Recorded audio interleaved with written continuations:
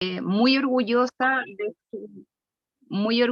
de su presencia, muy agradecida por su presencia. Gracias a todos por estar aquí, por darse el tiempo, por tener este corazón de oro y permitirse ser voluntarios ante una emergencia. No cualquier persona se ofrece a ser voluntario con todo lo que implica, ¿cierto? Es por eso que como Consejo Regional y como Comisión de Respuesta a Desastres hemos querido entregar capacitaciones por profesionales totalmente capacitados, profesionales de nuestra región, que están aquí con todos sus conocimientos a disposición para atender a todos los animales que se vean afectados ante incendios forestales en donde nuestra comisión del Colegio Médico Veterinario asista. Así que muy agradecidos hoy en esta jornada, que es la segunda jornada de capacitaciones de nuestro consejo. Tenemos la temática del abordaje de heridas y quemaduras en situaciones de desastre. Así que voy a presentar a nuestra expositora, es la doctora Carolina Acevedo, dermatóloga. Dame un poquito que se están uniendo. Médico veterinario de nuestra región, colegiada. Tiene un diplomado en imagenología de pequeños animales, también de manejo integral y avanzado en heridas de perros, gatos y animales no convencionales, un postítulo como monitor de heridas y osteomías, y además reanimador veterinario de la Academia VETS. Así que muy orgullosos de que nuestra querida colega entregue este conocimiento para capacitarlos a todos ustedes. Esperamos que sea muy provechosa y estamos grabando esta charla, capacitación, para así poder tener este insumo para continuar con el aprendizaje. Así que le doy el pase ahora a mi colega. Muchas gracias, Carolina. Bienvenida. Gracias a ti, Estefi, gracias a todo el equipo, a los voluntarios que se permiten este espacio para poder compartir un poquito de conocimiento. Es un tema que es muy interesante, que está poco abordado en nuestra área de medicina veterinaria, que hay muchas cosas que estamos practicando de la medicina humana a nuestros pequeños y que están dando resultados. Así que espero que les sea de mucho interés y que puedan aprender mucho en esta noche. Si hay algo que no sé, lo podemos averiguar y podemos ir compartiendo igual información y sugerencias, ¿ya? Vale, voy a partir entonces. El tema se titula Abordaje de heridas y quemaduras en una situación de catástrofe.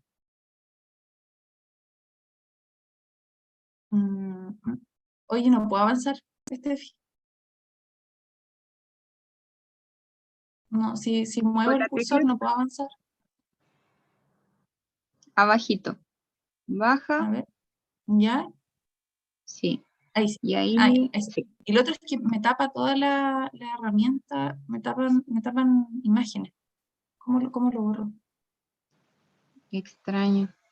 Sí, ya, voy avanzando. Bueno, como todo, espérate, amor, ayúdame tú para sacar eso. Sorry, es que no le veo mucho a la computación. No podéis tampoco, ya lo hago así. No. Ya, ahí. Ustedes ven la pantalla, ¿cierto? Se ve súper, súper bien. Sí, se ve, ya. Que mira, a cada rato que entra gente me dice a mí si es que yo admito a la persona, ¿cachai? Entonces me interrumpe eso. No sé cómo hacerlo. Ya, en fin. Evolución cronológica del cuidado de las heridas. Así como ustedes, así como yo, como todos, las heridas tienen una historia, ¿ya? Y esto se remonta al hombre primitivo, ¿ya? El hombre primitivo curaba a sus animales con semillas, después se les ocurrió hacer vendajes con hojas para poder no dejar la herida expuesta.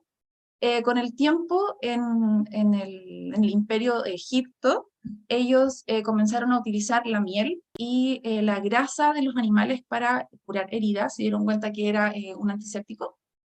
También utilizaban en Mesopotamia curaciones que tienen que ver con compresas de vino. te juro que estoy atacada, con compresas de vino, ya, y este vino tenía un alcohol al 10%, y esto ellos notaban que lograba eliminar las bacterias de los estafilococo y las Escherichia coli. Bueno, en la segunda mitad del siglo XX aparece el concepto de la cura tradicional. Y la cura tradicional consistía en que nosotros debíamos cubrir las heridas y utilizar suero, e ir haciendo curaciones, ¿cierto?, que tenían que ver más con un cuento más de curación pasiva. Ahora, en el 1963, un señor que se llamaba George Winter instaura el concepto de la curación en ambiente húmedo. Él se da cuenta que las células epiteliales, que son, ¿cierto?, las que van a participar del proceso de la cicatrización finalmente, crecían y se desarrollaban mucho más rápido en un ambiente húmedo fisiológico. En el año 1994-1995 se ingresa un concepto que es la regeneración activa de los tejidos, y eso consiste en el uso de los injertos, ¿cierto?, en el uso de apósitos que son mucho más avanzados, interactivos, mixtos, etc. Y en el año 2000, el tema de la curación toma una fuerza, toma un interés en salud pública, y en el año 2000 se comienzan a hacer investigaciones de tipo inmunológicas para ver cómo podemos desarrollar mejor la curación de nuestras heridas. Y a ese concepto se le llama la curación avanzada. Entonces, a partir del año 2000, nosotros estamos trabajando en curación avanzada. Ahora, para poder hacer una curación, debemos considerar normas de higiene que son fundamentales. Esto no solo para clínica, sino que también para nosotros como voluntarios en el lugar en que nos toque desarrollarnos. Y estas normas tienen que ver con definir un campo limpio, un campo sucio, un lavado permanente de manos. El lavado permanente de manos significa que tenemos que lavarnos las manos antes de tocar al paciente, después de tocar al paciente, después de tener contacto con fluidos que sean de riesgo, y también cuando estamos manipulando las cosas que son del paciente, por ejemplo, las mantas, las cajas de arena, etcétera, nos lavamos las manos después de ese proceso, ¿ya? Y obviamente lavarse las manos entre paciente y paciente. El lavadito de manos tiene que hacerse por lo menos unos 30 segundos a 3 minutos, lo pueden hacer con un jabón tradicional, y la idea es que ustedes no utilicen escobillas para lavarse las manos. Si ustedes utilizan escobilla, van a generar un trauma pequeño, pero van a generar un trauma y discontinuidad en la barrera cutánea. Y eso puede expulsar ciertas bacterias que ustedes estén incubando y también retrasar la cicatrización. Bueno, el uso de guantes tiene que ser uso de guantes de procedimiento para tocar al paciente, y uso de guantes estériles idealmente cuando tengamos contacto directo con la herida. El uso de mascarilla y cofia, y en este punto me voy a detener un poco, porque nosotros los médicos veterinarios, y en este caso los voluntarios que vamos a trabajar, ¿cierto?, vamos a trabajar en equipo. Y cuando uno está conteniendo un perrito o un gato, ¿qué hace? Conversa, ¿cierto? Conversa ciertas ideas, y si nosotros no estamos con mascarilla, nuestra saliva queda como partículas en suspensión en el aire y puede contaminar esta herida. Sabemos que obviamente en la barrera cutánea hay una cantidad de granulocitos, que hay una cantidad de polimorfonucleares que van a contener cierta carga bacteriana, pero ¿para qué le vamos a dar más trabajo, cierto? Entonces, siempre utilizar la mascarilla, e idealmente el uso de la cofia, las mujeres con el pelo tomado, etc. Evitar el uso de ventiladores. Vamos a estar probablemente en un terreno que vamos a estar muriéndonos de calor, y vamos a querer utilizar un ventilador, pero resulta que los ventiladores ya van a hacer circular más los microorganismos que hay en el ambiente y nos van a contaminar aún más nuestra herida. Entonces la idea es que ustedes no utilicen ventilador en el momento que estén haciendo la curación. Y limpiar, obviamente, los mesones después de cada procedimiento es algo muy básico, y es algo que debemos mantener como norma. El instrumental que vamos a utilizar, idealmente que se pueda desinfectar con detergente enzimático, y que se pueda esterilizar con un horno que sea transportable al lugar donde nos vayan digamos, a prestar el espacio para poder instalarnos. Bueno, este layout es una propuesta solamente de una forma de trabajo en donde se considera lo que debemos tener básico para poder trabajar en una situación de catástrofe. se debe considerar una entrada en la que haya un pediluvio para no atraer toda la tierra o todos los microorganismos que están afuera. Considerar para los voluntarios una residencia, una cocina, un baño, una salida. Por esa salida la idea es que no ingresen, ¿ya? Porque esa salida no tiene pediluvio. Entonces la idea es que solo funcione como salida. Considerar un hospital de perros, un hospital de gatos. Esto separado, todos sabemos que los gatos son muy especiales y que ellos se estresan, ¿cierto? Con los ruidos, se estresan con los perros, con las personas.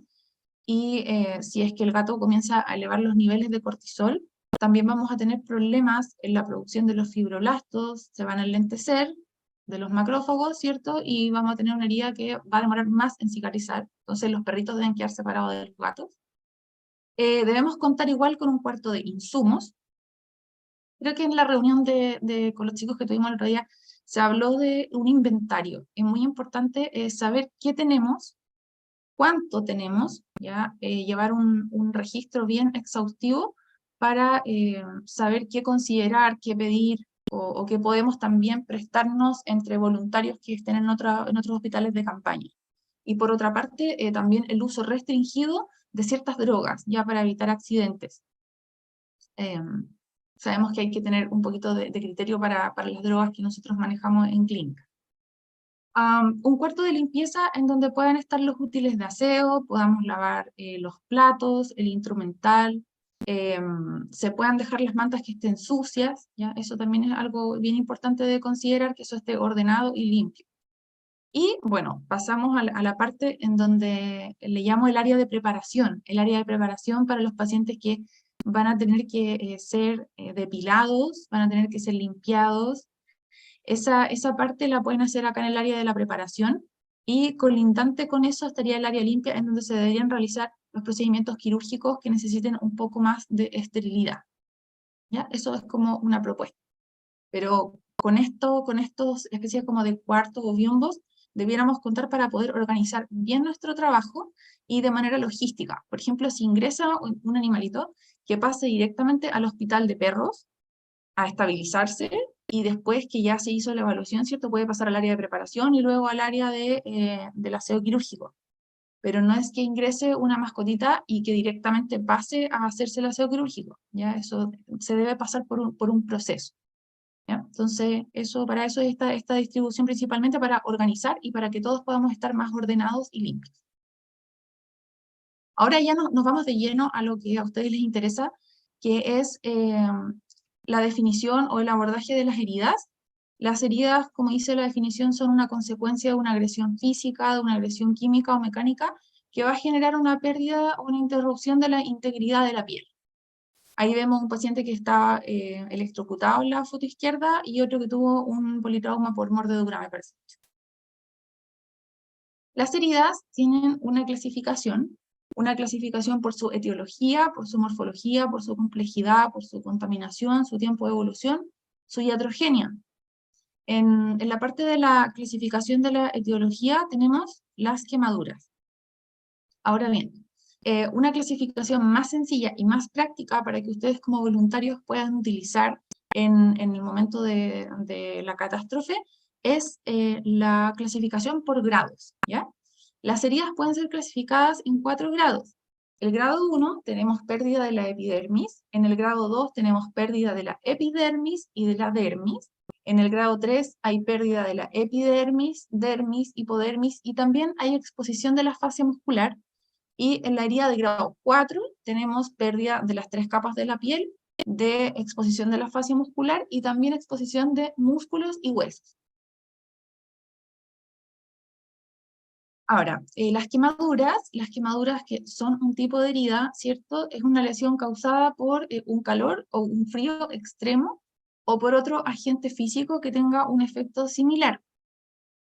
Las heridas también tienen su clasificación. Nosotros en esta noche vamos a abordar principalmente las que son térmicas, pero también quiero que sepan que existen quemaduras que son químicas, que están relacionadas al contacto con materiales corrosivos como la soda cáustica, por ejemplo, o como estos líquidos que emiten las baterías y que muchas veces nuestras mascotas los van a lamer y se van a quemar con eso. las quemaduras que también son eléctricas. Las quemaduras eléctricas ocurren mucho como accidente doméstico en que las mascotas muerden los cables, se electrocutan, o que tienen contacto con una torre de alta tensión, eso también puede ocurrir, y se van a electrocutar. Si el voltaje es menos de 500 voltios, la mascota va a sufrir una quemadura leve, tratable. Pero si el voltaje al que están expuestas las mascotitas es sobre 1000 voltios, el paciente va a entrar en un paro cardíaco casi inmediato y va a fallecer. Las quemaduras también pueden estar clasificadas por radiación. Esto tiene que ver mucho con el contacto prolongado de los rayos ultravioleta de quemaduras con el sol, y también en pacientes que están sometidos a radioterapia. Puede ser una posibilidad que ellos tengan quemaduras en su piel. Y bueno, las quemaduras térmicas son todas aquellas que están en contacto con el fuego por los incendios. Nosotros en clínica somos muy... o sea, somos parte de la iatrogenia, en el sentido de que utilizamos muchos guateros, y eso ha generado, por lo menos en la estadística mexicana, un exceso de pacientes quemados intrahospitalarios. Entonces hay que tener cuidado con los guateros, las bolsas de agua y los tapetes térmicos. Las quemaduras también tienen su clasificación, y la literatura las describe como según su grado o también con letras, ¿ya?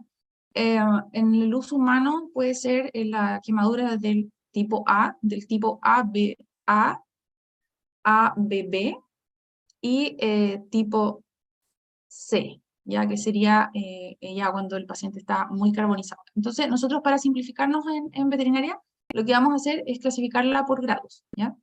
El grado 1 es una quemadura superficial que solamente afecta a la epidermis, que es la capa más externa, ¿cierto?, de la piel. Esta quemadura no va a perder el estrato germinativo de la epidermis, ¿ya? Entonces es una quemadura que duele, efectivamente, pero que se resuelve en poco tiempo. La quemadura de grado 2, superficial, es una quemadura superficial de espesor parcial, y vamos a tener pérdida de la epidermis o afección de la epidermis y de 1/3 de la dermis. La quemadura de grado 2, profunda, es una profunda de espesor parcial y tenemos pérdida de la epidermis, pero aquí ya vamos a perder toda la dermis. Y por último, la de grado 3, que esta es muy grave, es de espesor total. Aquí perdemos todo, todas las capas de la piel, y hay exposición, ¿cierto?, y quemadura de hueso y también de tendones, de músculo. Y bueno, la de grado 4 que les explicaba, que es lo mismo que la quemadura C en medicina humana, que es carbonización. Ahí ya no hay nada más que hacer con esa herida. Cuando ustedes se encuentren frente a una situación de catástrofe y reciban animalitos quemados, van a poder identificar fácilmente unas zonas que son las zonas de Jackson, ¿ya? Son las zonas que tienen que ver con las quemaduras. En el dibujo traté de ejemplificar acá con el pie de una persona y en colores qué es cada zona, ¿ya? La zona que está en el centro es la zona de coagulación o la zona de necrosis. Ahí ya no hay nada más que hacer, o sea, hay una muerte celular que es irreparable, no hay perfusión, no hay nada, entonces ese tejido sí o sí hay que retirarlo. Colindante con la zona de coagulación o necrosis está la zona de éstasis. La zona de éstasis se ve un poco más pálida porque tiene poca perfusión. Esa zona se ve muy afectada por la hipotensión que presenta el paciente y también por el edema que puede presentar la piel. Entonces, ¿tiene chance de salvarse? Sí, pero tiene que ser atendido dentro de las próximas 48 horas después de que el paciente fue quemado. Con respecto al área que está más periférica, es la zona de hiperemia. Esa zona tiene todas las posibilidades de sobrevivir, de hecho sobrevive. Hay mucha cantidad de células que van a reconstituirse, y hay muy buena perfusión, ¿ya? Entonces, no hay problema con esa zona de hiperemia, pero aún así igual hay que cuidarla para que no tengamos más pérdida de tejido. Hay otra cosa importante de barajar, es dimensionar el daño que estamos teniendo con un paciente quemado, y en veterinaria no existen ningún diagrama o ninguna escala que nos pueda hacer dimensionar a cabalidad el daño, porque no podemos, ¿cierto?, comparar un bulldog francés con un gato o un San Bernardo con un chihuahua. Por lo tanto, habría que hacer escalas como muy específicas. Entonces, ¿qué se hace actualmente? Utilizamos la regla del 9. Entonces, como ven en el diagrama, la cabeza por la cara dorsal y la cara ventral corresponde a un 4.5% cada una. Las extremidades anteriores por su cara dorsal y cara ventral exactamente lo mismo. El vientre, el dorso corresponde a un 18% y las extremidades posteriores en ambas caras a un 9%. Los genitales, que no está ahí, equivalen a un 1%, ¿ya? Entonces, el concepto del porcentaje de TBS es una sigla en inglés, que es el Total Body Surface Area, en el que vamos a sumar todos estos porcentajes y vamos a decir cuán quemado o en cuánto por ciento está quemado el paciente. Si el paciente está quemado un 20%, lo vamos a considerar una quemadura local, una quemadura que se pudiera tratar. Ahora, si el paciente está quemado sobre el 20 al 30%, ya lo vamos a considerar como una quemadura de carácter grave, incluso pudiendo considerar la eutanasia. Ya en caso de que sea entre un 40 y un 50%, se debe considerar la eutanasia de la mascotita. Sabemos que todos los que estamos acá somos voluntarios y tenemos muchas ganas de hacer el mejor trabajo posible, pero también hay que ser muy criteriosos y debemos saber clasificar y poder discriminar qué mascota tiene posibilidades reales de salir adelante. ¿Ya? De lo contrario es dilatar un poco la situación y mantener en sufrimiento a la mascotita. Entonces es bueno que esta tabla la tengamos y la podamos saber de memoria para hacer una buena clasificación del porcentaje de TBSA. No sé si lo conversaron con Baldur o con el doctor Freddy, que los pacientes quemados son pacientes renales, y esto es porque cuando un paciente se quema más del 20% es una pérdida muy grande de agua, de electrolitos. Esta pérdida es extravascular y por lo tanto lo que va a hacer es va a disminuir la perfusión renal. Ahora, si se disminuye la perfusión renal, va a haber isquemia, va a haber muerte celular. Si hay muerte celular, ¿qué vamos a tener? Vamos a tener liberación de radicales libres, que son tóxicos, y estos radicales libres lamentablemente se van a ir a depositar a los túbulos renales. Por eso un pacientito quemado es un paciente renal y debemos tener ciertas consideraciones farmacológicas, que yo sé que las deben haber visto con el otro colega, antes de administrar cualquier droga. Acrónimos a considerar en el trabajo en equipo, en el trabajo del manejo de herida, de las quemaduras. Hasta el año 2018 más o menos, se consideraba el acrónimo del TIME, ¿ya? En donde veíamos el control del tejido, el control de la infección, de la inflamación, el control del exudado, y también había estimulación de los bordes epiteliales, o sea que trabajaban también con la región perilesional de la herida. Pero un autor a partir del año 2019 comienza a darse cuenta de que los tejidos también pueden regenerar con otro tipo de formas de trabajo.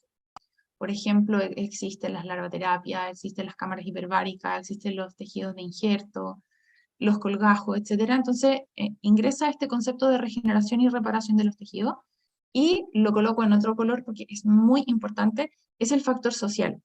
La estadística europea demuestra que cuando el paciente o la familia está en una buena condición de salud mental, en una buena situación, en un buen contexto, digamos, confortable, donde están dándose las oportunidades para poder avanzar, se mejora de una manera un poco más rápida y optimiza el tiempo de recuperación.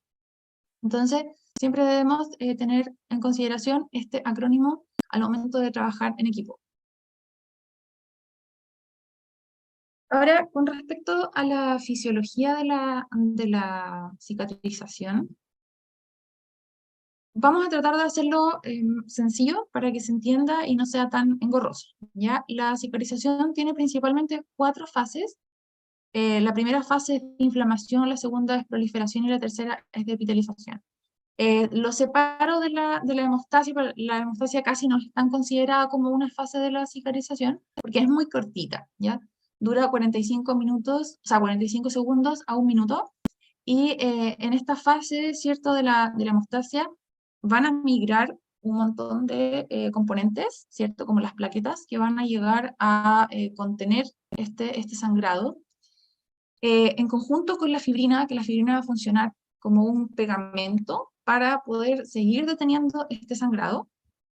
Luego de esto van a aparecer un montón de citoquinas inflamatorias, ¿cierto? La fase de inflamación que debiera durar de 1 minuto hasta 4 días. Y aquí va a haber mucha presencia de polimorfonucleares, conteniendo la situación, conteniendo las bacterias y también comiéndose los residuos que vayan teniendo estas heridas. Una vez que nosotros pasamos la fase de inflamación, nos movemos a la fase de proliferación, en la que hay un montón de granulación, ¿ya? Y esto está dado por otro proceso que es el aumento de los vasos sanguíneos, de los capilares, ¿ya? Y este proceso se llama la angiogénesis. La angiogénesis es muy importante para poder construir nuevo tejido, porque los vasos sanguíneos, los capilares, son ciertos los que nos van a aportar una buena, adecuada cantidad de oxígeno y un aporte de nutrientes. Entonces es súper importante esta fase, que esta fase quede bien hecha y sea también rápida para ir tapizando nuestra herida. Y por último, la epitelización, en la que se construyen, ¿cierto?, mediante el colágeno que debiera ser, ¿cierto?, de tipo 1, que le da resistencia a la herida, pasaría de colágeno tipo 3 a colágeno tipo 1, y empezaría a construir esta muralla, este tapiz de epitelio. Acá las etapas se ven por separado, ¿cierto? Pero si les coloco una herida, que lo vamos a ir viendo en los casos clínicos que van para más adelante, una herida puede pasar o puede presentar las 3 fases en una vez, ¿ya? De manera simultánea. No es que sea el proceso separado, sino que la herida o la quemadura puede vivir el proceso de manera simultánea e incluso volver atrás, ¿ya? Que es lo que nosotros queremos evitar permanentemente, que no queremos retroceder. El gato siempre da algunas sorpresas y siempre es una especie más especial, que tiene sus cosas ahí diferentes.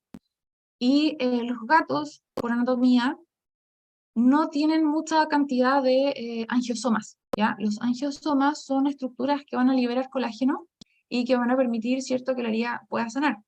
Entonces vemos en una estadística de una lesión de tronco que un perrito al día 7 genera 41% de contracción de la herida y un felino 18% de contracción, o sea, muchísimo menos que el perro. Al día 14 el perrito está un 44% revitalizado y el gato solo un 13% revitalizado.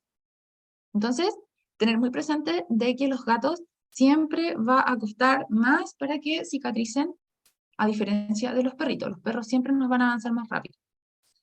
Consideración aquí igual con el tema de las suturas, ¿ya? Porque muchas veces, no sé, sacamos la sutura al día 7, 10 y el gato se abre, ¿ya? Ellos generan una pseudoepitelización. Entonces hay que tratar de que los gatitos tengan la sutura un poco más de tiempo que los perros. Ahora, ¿cómo vamos a hacer para generar la evaluación de nuestra herida? Hay 3 tipos de evaluación, una evaluación que es primaria, una evaluación secundaria y una evaluación terciaria.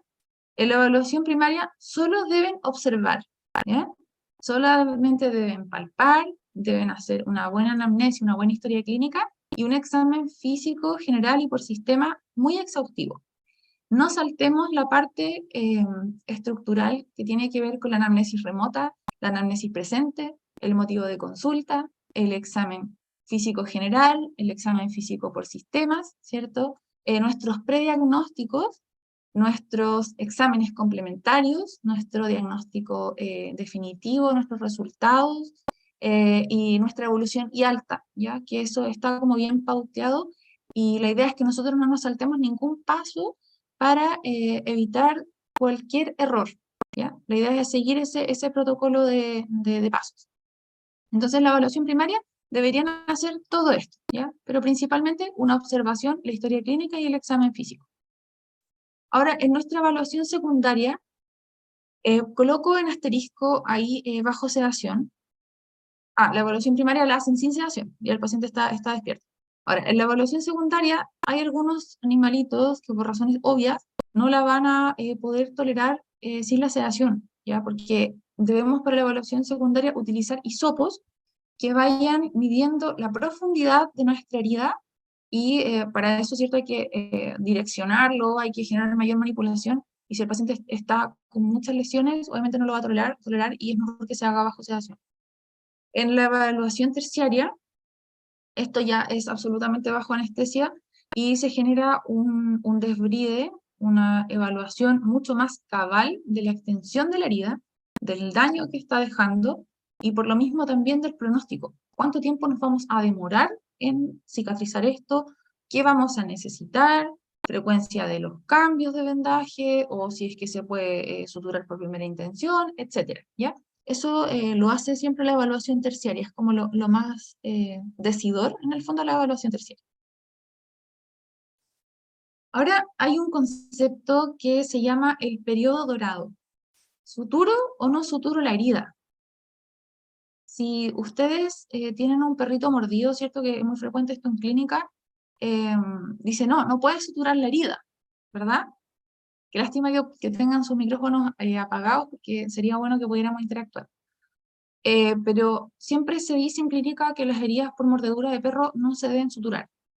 Bueno, nada es tan negro y blanco. Ya existe un periodo dorado de las heridas que es el tiempo necesario para que las bacterias alcancen 10 a la 5 por gramo de tejido o por mililitro de exudado. Y este periodo dorado que tenemos nosotros, que es el menor tiempo de contaminación bacteriana, dura 6 a 8 horas desde que el paciente fue mordido o fue injuriado.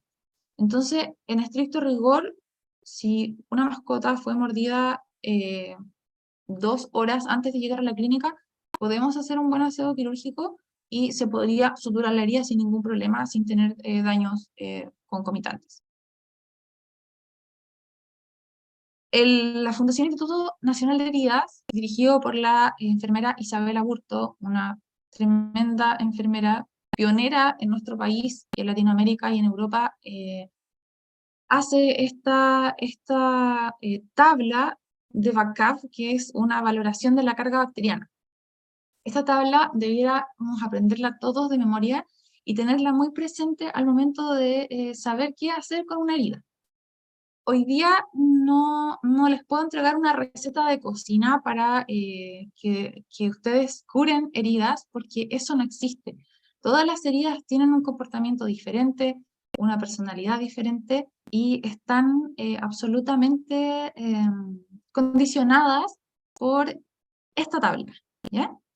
Entonces, en base a esto, las heridas tendrían 4 fases de la curación. Una epitelización, una colonización baja, una colonización crítica y un periodo de infección. Ahora, ¿cómo vamos a hacer para saber en qué estamos, si estamos en infección, en colonización baja, etcétera? La infección es muy característica porque es la única etapa, la única valoración de carga bacteriana que tiene eritema en la herida. Por eso lo coloqué ahí en negrito, ¿ya? Es la única que tiene eritema. Las demás no tienen ese tema. Y lo otro es que las heridas que están infectadas, si ustedes las tocan, sí tiene calor, y las otras, de colonización crítica baja y epitelización, no tienen calor en la zona. Ahora, ¿cómo se va a ver o cómo vamos a evaluar nosotros en qué fase estamos en función del exudado? En la fase de epitelización no vamos a encontrar exudado. En la colonización baja solo encontraremos un exudado que es de tipo ceroso, transparente, y en la colonización crítica veremos un exudado que es turbio, y en la infección obviamente vamos a ver algo que es absolutamente purulento. Otra pregunta que se hace frecuentemente en la clínica es cómo puedo diferenciar la fibrina del contenido purulento. La fibrina, recuerdan que cuando les expliqué la fisiología de la cicatrización, era un tapón que va a contener el sangrado, ¿verdad? La fibrina se confunde con la pus y hay algunas características que tiene en diferencia, ¿ya? La pus tiene un olor muy desagradable, la fibrina no tiene olor. La fibrina es un tejido que está de color blanquecino y la pus tiene una coloración de tipo amarilla a verde, ¿ya? Entonces, ahí tenemos dos diferencias entre lo que pudiera ser fibrina y lo que pudiera ser pus. O sea, la pus es algo negativo y la fibrina vendría a ser algo positivo en cierta medida. Con respecto al tejido esfacelado o necrótico, en la epitelización tenemos la piel cicatrizada, en la colonización baja tenemos 0% de tejido esfacelado, en la colonización crítica vamos a tener entre 1 a 100% de tejido esfacelado y en la infección de 25% al 100%. ¿Cómo debiéramos ver la piel circundante en la epitelización? Sana, pigmentada, descamada o digamos como seca, se puede decir. En la colonización baja la veremos sana, pigmentada, descamada y macerada, como un poco molida. Y en la colonización crítica la veremos sana, pigmentada, descamada, macerada, y ya en la infección, como les mencioné anteriormente, la ven eritematosa, la ven roja, con calor. ¿Ya? Entonces, esta tabla es súper importante que la podamos tener a mano. La pueden buscar que la página de la Fundación Instituto Nacional de Heridas, ellos tienen un manual, yo lo tengo acá en papel, pero el manual está en la web y lo pueden descargar en PDF. Y les va a aparecer esta valoración ahí en la segunda hoja. Bueno, antibióticos, ¿cuándo y cuáles? El año pasado, cuando ocurrió este tema de catástrofe, que fue algo muy nuevo y que todos estábamos como improvisando, se pudiera decir de alguna manera, veíamos fichas que tenían un montón de antibióticos, un montón de tratamientos, y no llevábamos como un orden ni un estándar al respecto, ¿ya? Entonces, ahora, en lo que respecta de las heridas propiamente tal, tenemos un orden. Si la herida está contaminada o con colonización baja, no debemos usar antibióticos, ¿ya? No se deben utilizar antibióticos sistémicos, ni tampoco antibióticos que sean tópicos con apósitos antibacterianos, ¿ya? Sí debemos mantener la humedad fisiológica de la herida, pero no debemos utilizar antibióticos ni sistémicos ni locales. Ahora, en la colonización crítica, sí debemos utilizar apósitos que sean bactericidas o bacteriostáticos. Ahí sí debemos poner, ¿cierto?, en contacto directo con la herida o la quemadura, un parche o un apósito que tenga estas características. Y en la infección y en la infección sistémica debemos trabajar con antibióticos sistémicos y también con antibióticos que sean de apósitos, ¿ya? Eso es súper relevante para poder tener un buen manejo y que no tengamos infecciones o recidivas de infecciones. ¿Qué antibiótico? La verdad es que yo utilizo mucho el grupo de las cefalosporinas, ¿ya? Nos generan tanto daño renal y tienen un amplio espectro, tienen buena llegada a la piel, entonces la cefalosporina sí es una opción de primera línea. Bueno, ¿qué nos va a impedir nuestra correcta reparación, nuestra correcta cicatrización? Aquí vemos una foto, ¿cierto?, de un pastor alemán que tiene una herida en el pecho. Es una herida de gran extensión, lamentablemente está en una zona que no es muy favorable. Y acá abajo tenemos una perrita Fox Terrier que está, como ven ahí, con una tremenda placa necrótica con un contenido purulento. Entonces, ¿qué nos va a impedir a nosotros una correcta reparación? ¿Cuáles son los factores que van a influir en que nos retardemos en que el paciente se vaya de alta a la casa? Bueno, primero que todo, los factores del paciente. Si el paciente tiene ciertas comorbilidades, como el síndrome de Cushing, como diabetes, ¿cierto? Va a haber mayor pérdida de agua transepidermal, son pieles que son mucho más delgadas, ¿verdad? Que generan un grado de seborrea. Por otra parte, si el paciente tiene hipotiroidismo, la síntesis de colágeno también va a ser mucho más lenta. Entonces, ese tipo de comorbilidades nos va a enlentecer la cicatrización y nuestra reparación. El que el paciente está con alguna medicación en curso. Si utilizamos de manera indiscriminada los corticoides, vamos a tener menos cicatrización y mayor cantidad de infección. Si utilizamos los AINES por más de 10 días, también va a haber una disminución de la llegada de los fibroblastos. Entonces, la medicación en curso también es un factor que nos puede afectar en el retraso de la reparación. Si el paciente tiene alergia, ¿ya? Alergia a los fármacos, o si es un paciente que tenga atopía, sabemos que los pacientes con dermatitis atópica canina tienen una piel mucho más delgada, menos ceramidas, menos omegas, menos ácidos grasos, que es una barrera cutánea con pocos péptidos antimicrobianos, por lo tanto, va a estar mucho más expuesto a contaminarse. Y tampoco tienen una buena cantidad de una proteína que se llama filagrina. Entonces, si es un paciente atópico que les toca, que tiene una herida o que está quemado, también es algo que nos va a retrasar. Las quimioterapias en curso también son un factor. Y bueno, la desnutrición, ¿cierto? Porque para poder reconstituir tejido necesitamos un gran aporte de proteína. Y lo que ya revisamos anteriormente, que es la especie. Porque si nos toca un caballo, les puedo asegurar que el animalito va a cicatrizar muy rápidamente, el perrito también, pero si nos toca un gato como paciente, vamos a estar mucho más tiempo intentando sanar.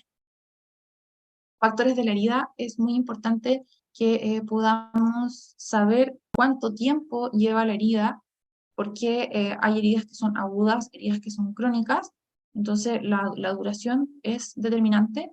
El tamaño de la herida, la superficie, cuánto abarca, cuánto es su profundidad, esto ya lo revisamos con la tabla de la regla del 9, ¿cierto? Que si entre más porcentaje de TBSA tenga el paciente, menos chance tiene de poder sobrevivir y de poder recuperar. Y el estado del lecho de la herida, si es una herida que está sucia, si está contaminada, si está limpia, etcétera, también nos va a afectar en la cicatrización. Y la ubicación, porque si es una zona que tiene una herida en una región de flexión, de extensión o de tensión, como es el pecho, también va a demorar mucho más para cicatrizar. El profesional sanitario también es de gran relevancia que tenga las competencias, que esté capacitado. No todos podemos hacer todo, yo sé que queremos salvar a los animalitos, pero no todos tenemos las competencias necesarias para hacerlo.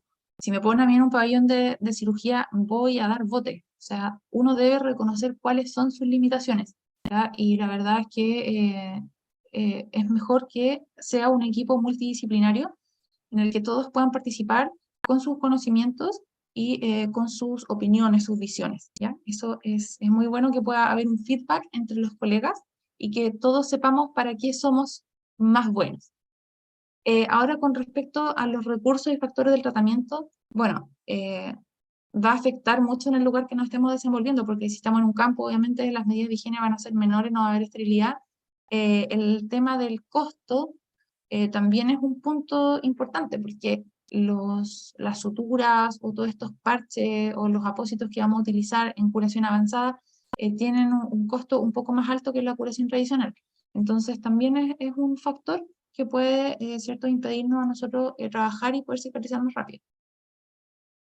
Pero sin duda, lo más determinante siempre son los factores del paciente y los factores de la herida. Hay otro factor que es el biofilm, la biopelícula, que está presente en un 80% de las heridas crónicas y en un 6% en las heridas agudas. El biofilm es un mucopolisacárido, ya que es una barrera física que se forma alrededor de las colonias de bacterias y que lo que va a hacer es limitar la penetración de las células fagocíticas. O sea, si mi macrófago se quiere comer algo que está dañado, no va a poder porque el biofilm no se lo va a permitir, ¿ya?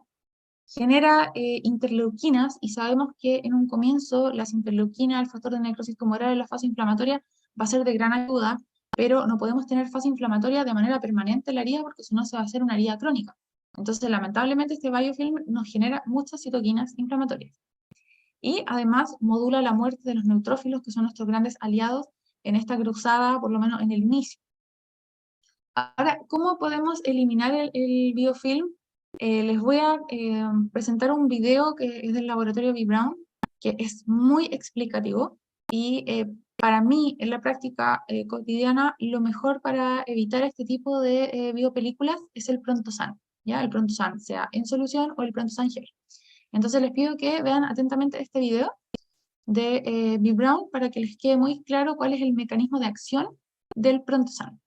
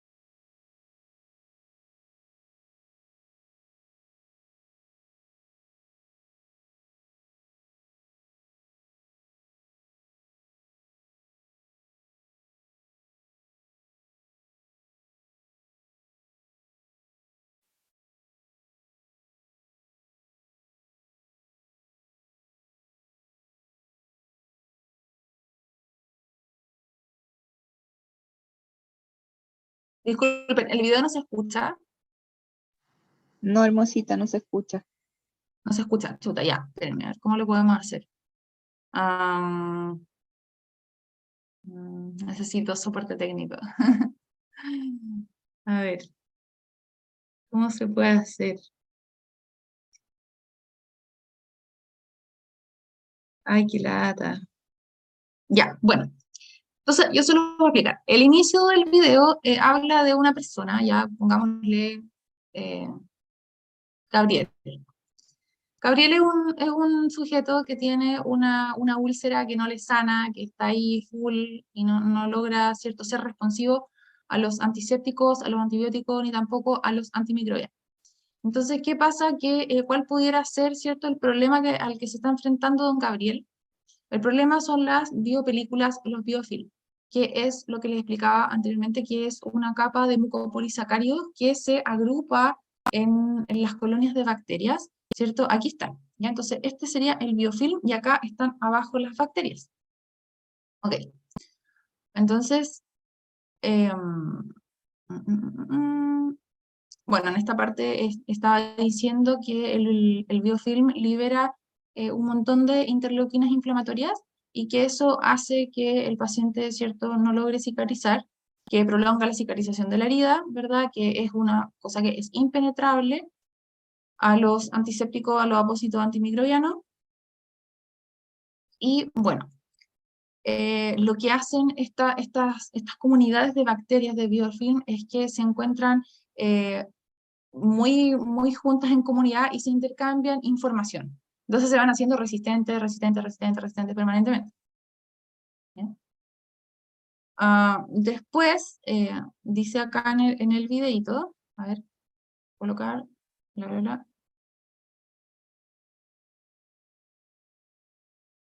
Ya, que las bacterias se van a adherir a la superficie, ¿ya? Y esto es en corto tiempo, es de 2 a 4 horas, ¿ya? Y se van volviendo resistentes.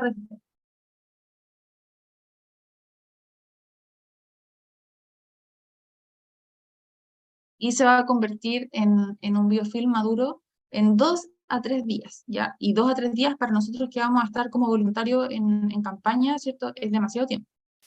Entonces, esta cosa del Pronto-San tiene, ay, chuta, que lata. Tiene unos compuestos que se llaman polihexanida y betaína, ¿ya? Entonces, la betaína va a tomar,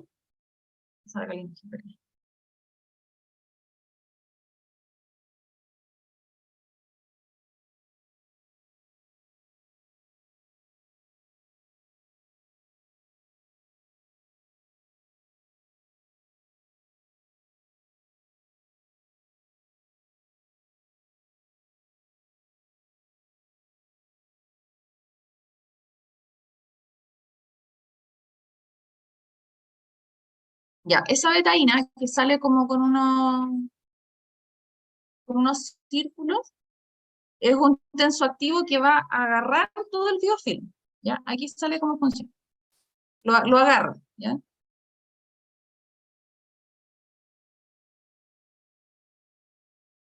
Ujú.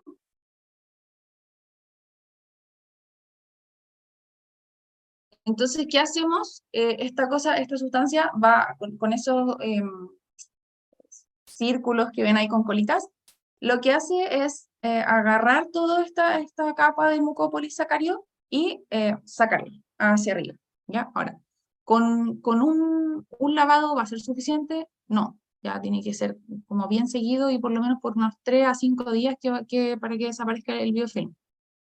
¿Cuánto tiempo tienen que dejar puesto el producto? Lo tienen que dejar puesto, pueden ser 5 minutos, 7 minutos, 10 minutos. Todo va a depender de lo que se explicó del backup, de la valoración de la carga bacteriana. Entonces, ahí es a criterio, ¿cierto?, de lo que ustedes tienen que estudiar de manera individual en sus casas y de aprenderse bien la valoración de la carga bacteriana, ¿no?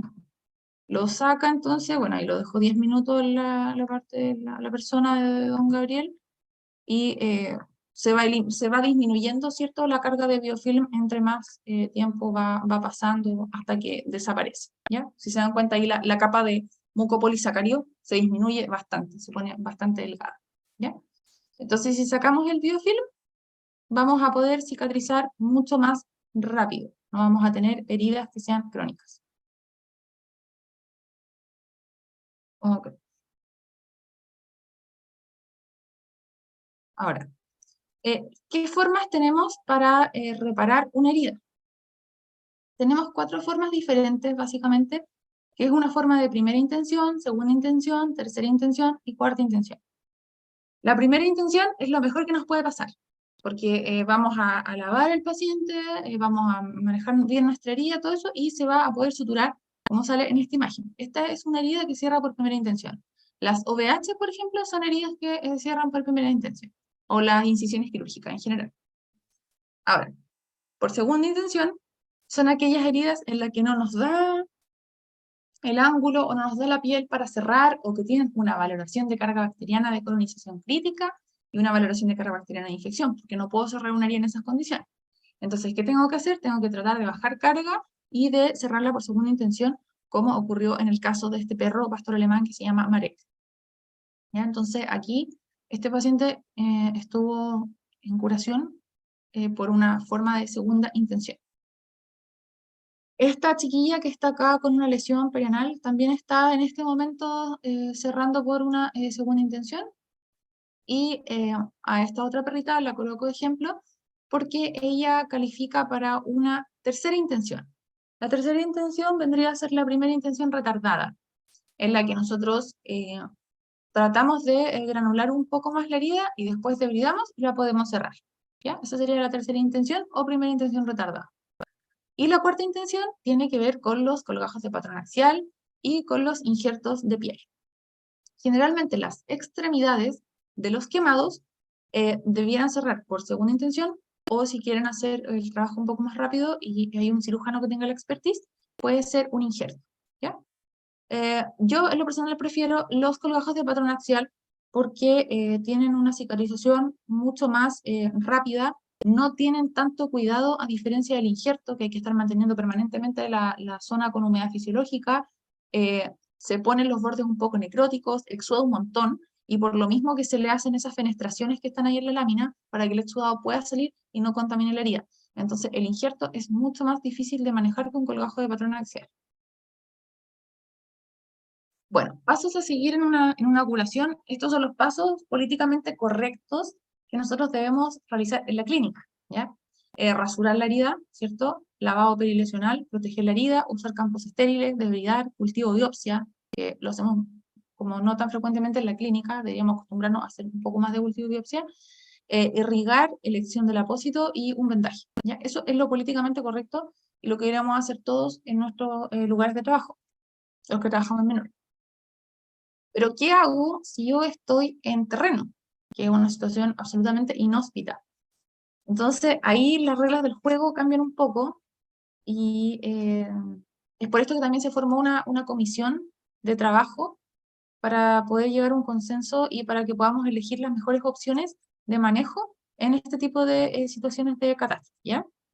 Entonces, lo que yo les propongo que hagamos en una situación de catástrofe es que rasuremos la herida. Cuando nosotros rasuramos la herida, además de limpiar, ya como dato, la piel de los perros tiene 300.000 unidades formadoras de colonia, ¿ya? Entonces es una suciedad eso. Si nosotros bañáramos a nuestros perritos antes de pasarlo a cirugía, o a nuestro gato, etc., nuestra unidad formadora de colonia disminuiría a 280, ¿ya? Entonces los riesgos de infección de sitio quirúrgico y de iatrogenia también van disminuyendo. Entonces debemos rasurar el paciente para poder dimensionar cuál es nuestra extensión de la herida, cuál es la extensión de nuestra quemadura, la profundidad, y tratar de dejar lo más despejado posible para que el cirujano o la persona que va a después hacer el procedimiento no se le meta el pelo debajo del paño de campo, ya no tenga mayor riesgo de infección de sitio quirúrgico. Lavar la herida o la quemadura y la región perilesional. La podemos lavar con suero, ya con una duchoterapia, hay presiones del suero en la piel que son seguras, ya que tienen que ver con la autoterapia, en la que uno a un suero lo pincha muchas agujitas y después lo vierte, ¿cierto? Y le tira el suero al paciente a esa distancia. También se puede hacer un lavado a hidropulsión con una jeringa de 20 cc, que la llenemos y vamos lavando y de esa manera se va removiendo todo el material y los detritos celulares, ¿ya? Genera un arrastre mecánico al momento de lavar con hidropulsión. Bueno, después de eso, de que hicimos el lavado, ¿cierto? Que hicimos la tricotomía, que dejamos todo despejado, debiéramos cubrir el lecho de la herida con apósitos primarios que sean no adherentes. El apósito primario siempre va a ser el apósito que tenga el contacto directo con la herida, ¿ya? Y el apósito secundario va a ser el que tiene contacto con el apósito primario y que ese apósito es el que tiene contacto con el ambiente, ¿ya? Entonces, dicho esto, ¿cierto? El apósito que debe ser no adherente puede ser un tul parafinado, bueno, ahí lo vamos a estar viendo, y el absorbente, un apósito tradicional, ¿cierto? De algodón con gasa, va súper bien. Y luego un vendaje. Con respecto a los vendajes, ¿ya? Sobre todo lo que tiene que ver con las extremidades, tratemos de terminar los vendajes. Por ejemplo, si yo tengo una lesión en el antebrazo, ¿ya? Y voy a hacer un vendaje acá en la muñeca y en la región del radio ulna, tenemos que terminar el vendaje hasta los discos, colocar algodón interdigital y vendar, ¿cierto?, de abajo hacia arriba, cubriendo todo el miembro, porque si ustedes vendan solo hasta la muñeca, ya solo donde ustedes tienen su herida, van a generar edema de los dedos, una tremenda patita de Mickey Mouse, y realmente es muy doloroso e incómodo para el paciente. Entonces los vendajes siempre deben terminarse. Ya, ejemplo de eso es la lámina que está acá de la Europa, una gata que tenía una herida en la pierna. Entonces el vendaje siempre se debe dejar hasta abajo. Bueno, una vez estable el paciente, ¿cierto? Se debe evaluar un aseo quirúrgico, un desbride, un drenaje si es necesario, y decidir, ¿cierto?, la intención del cierre, ¿ya? Porque si es una herida como eh, con un borde neto, un corte que está en buenas condiciones y tiene una valoración de la carga bacteriana que colonización baja o epiderización, se puede cerrar por primera intención. Pero si es una herida que está muy infectada, ¿cierto? No podemos hacer eso y ya debemos tomar otro tipo de caminos. Mantener higiene y la frecuencia de la curación avanzada la va a dar, como ya les he mencionado, ¿cierto? El backup.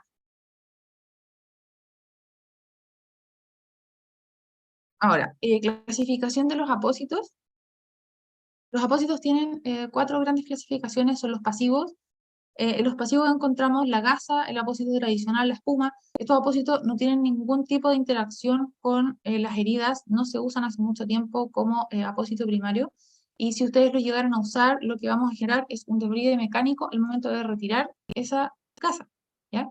Entonces, ¿qué va a pasar? Que ustedes efectivamente van a sacar lo malo, pero también ustedes van a sacar las células que están en formación, las células buenas. Entonces, la idea es no utilizar gasas, ya sea tejida o no tejida, encima de contacto directo con la herida. En los apósitos interactivos tenemos los TUL, que son mallas, ya que son mallas que muchas veces vienen parafinadas.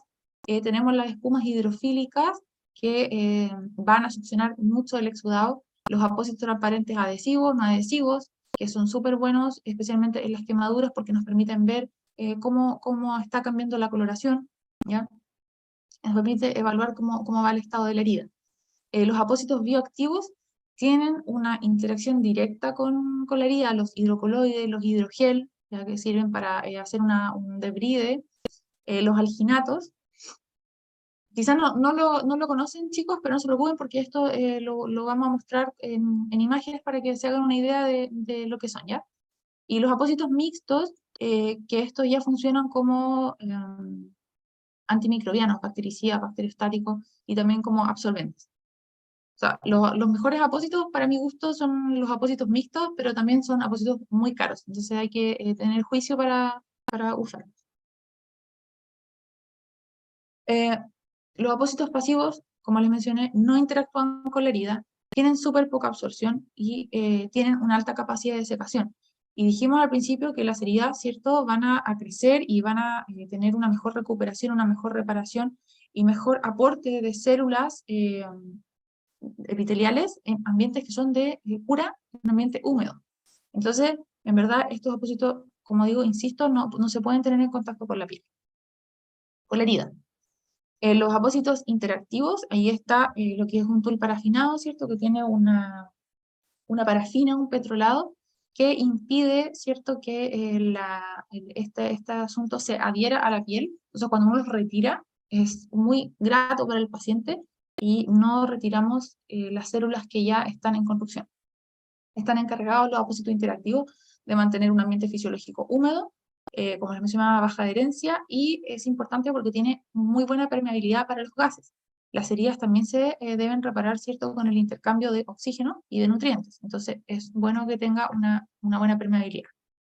Con respecto a las espumas hidrofílicas, son apósitos que nos favorecen mucho, especialmente en heridas que tienen exudados altos, exudados severos, ¿ya? Entonces la vamos a tener ahí como un recurso. Los Tegaderm Contact también son como una malla, ¿ya?, que nos va a servir mucho al momento de querer epitelizar nuestra herida, trabajar en la última fase de nuestra herida. Los apósitos bioactivos, bueno, la ventaja que tienen es que son moldeables. Por ejemplo, acá tenemos un alginato de calcio en mecha. Cuando tenemos heridas que son cavitarias y que están con colonización baja y proceso de epitelización, es muy recomendable usar el alginato de calcio en mecha porque se puede tomar la forma, digamos, de la herida, de la profundidad a la que nos vamos a exponer ahí con el paciente, ¿ya? Estos apósitos de plata, ojo, no se pueden utilizar en heridas que tengan una valoración de carga bacteriana de infección, ¿ya? Porque ustedes con el calcio le van a estar dando nutriente a la bacteria y va a ser más grande, o sea, el remedio va a ser peor que la enfermedad, ¿ya? Entonces, no puede utilizar alginato de calcio en ese tipo de heridas que estén tan contaminadas. Sí podemos utilizar un alginato de calcio con plata. La plata mata todo, lo bueno y lo malo. Entonces, en heridas que están con valoración de carga bacteriana de infección y colonización crítica, sí les recomiendo que utilicen apósitos con plata. Hay espumas ahora hidrofílicas, bueno, esa no es, pero hay una espuma hidrofílica que es el calcitriol G de Laboratorio Brown, que es moldeable completamente a las heridas y tiene un excelente poder antibacteriano. Y además, como es una espuma, absorbe todo el exudado que no queremos que esté en la herida. Entonces, es un excelente apósito. También mantiene la humedad fisiológica y favorece la granulación y la epitelización. Los apósitos mixtos, aquí tenemos también que permiten el intercambio gaseoso, son antimicrobianos desodorantes. Es espectacular esto porque la herida no tiene ningún olor.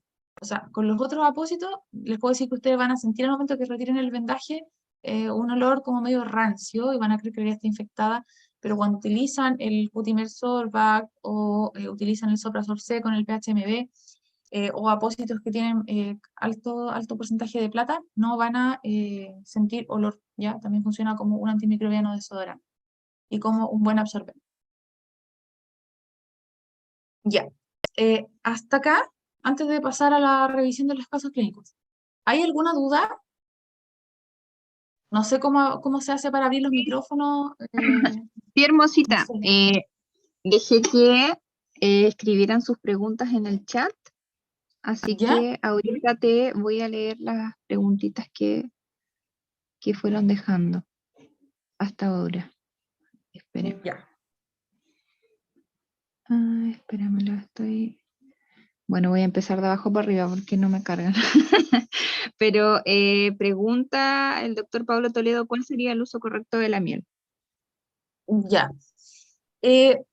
Bueno, la miel es una sustancia que en los últimos años se han hecho estudios que se encuentra en Clostridium. Por lo tanto, la miel, como esa que uno compra en el supermercado o la que uno compra en las ferias, no está recomendada para realizar curación avanzada ni la curación general. Sí hay parches de miel de manuka, que son de grado médico, que se pueden utilizar en heridas que tengan una colonización crítica y una colonización baja. la miel o de manuka o la miel tradicional lo que hace es participar en el proceso de granulación de la herida.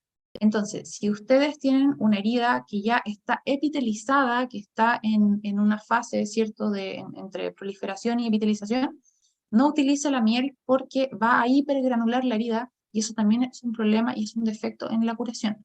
Entonces, cuando pudieran ocupar la miel, si es que lo ocupan, en la etapa que sea inflamatoria proliferativa. Ahí pueden ocupar la miel, ojalá de grado médico.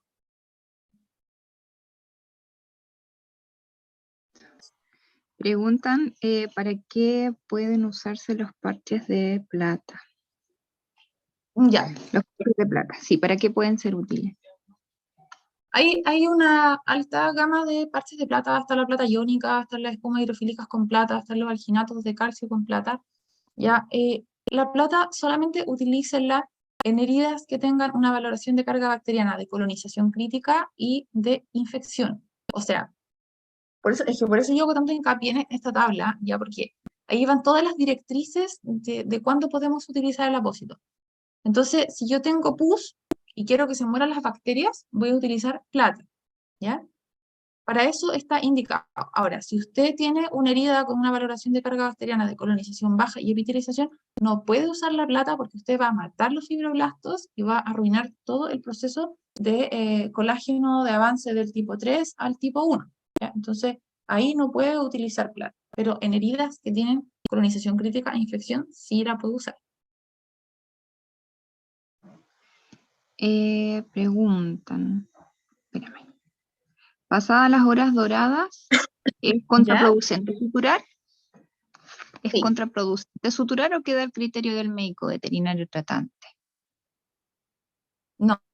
La verdad que consideren hasta 8 horas de periodo dorado, ¿ya? O sea, una vez realizada la injuria, en este caso, recibir una mordedura o un corte con lata, que fue lo que ocurrió en este primer caso clínico que vamos a revisar, considere 6 a 8 horas para poder hacer el aseo quirúrgico y suturar.